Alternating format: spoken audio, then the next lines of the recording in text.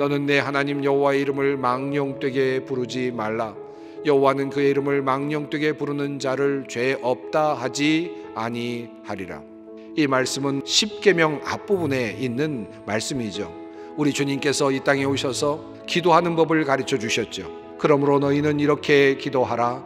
하늘에 계신 우리 아버지여, 이름이 거룩히 여김을 받으시오며.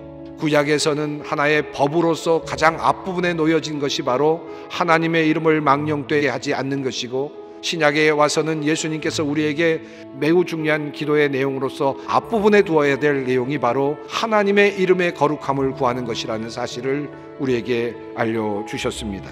자, 그렇다면 어떻게 하는 것이 하나님의 이름의 명예를 실추시키는 것일까요? 다시 말해, 우리가 어떤 일을 할 때 하나님께서는 자신의 이름이 모욕을 받았다고 생각하시는가? 라고 하는 질문입니다.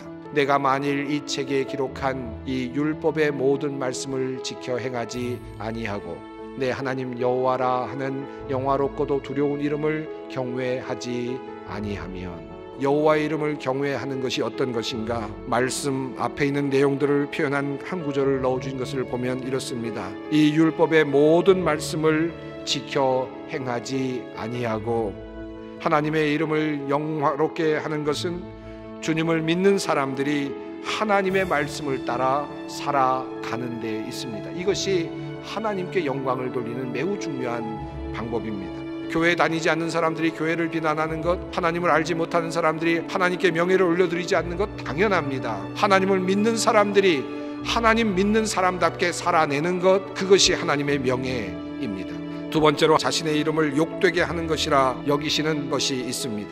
그런데 너희는 주님께 차려드리는 상쯤은 더러워져도 괜찮아 하면서 너희들도 싫어하는 음식을 제물이라고 그 위에 바치니 너희는 지금 내 이름을 더럽히고 있다. 하나님을 상대할 때 하나님은 우리 인간들이 가장 가치 있는 것을 드리기를 원하십니다.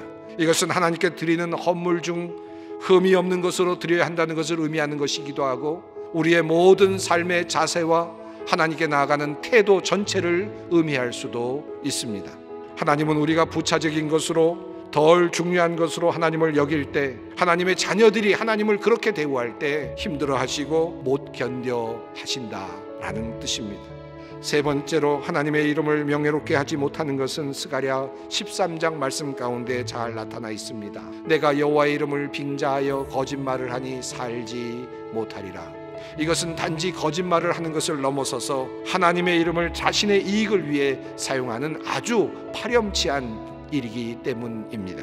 수단이 되는 것, 자신의 이득을 얻기 위한 수단으로 하나님의 이름이 사용되는 것을 하나님께서는 못 견뎌 하신다고 분명하게 선언하십니다. 하늘에 계신 우리 아버지여, 이름이 거룩히 여김을 받으시오며. 우리가 해야 할 일이 무엇일까? 우리가 기도해야 할 가장 첫 번째 일이 무엇일까? 주님께서는 분명하게 말씀하십니다. 주님의 이름을 높여 드리는 일. 하나님의 말씀을 우리 안에 가득 담고 그 말씀을 살아낼 때 우리는 주님께 영광을 돌릴 수 있습니다. 주님의 이름으로 거짓 맹세하지 아니하고 참말을 할 때 우리는 하나님께 영광을 돌릴 수 있습니다. 우리 교회는 주님의 이름으로 모이는 공동체입니다. 하나님의 이름에 합당한 영광을 돌리십시다.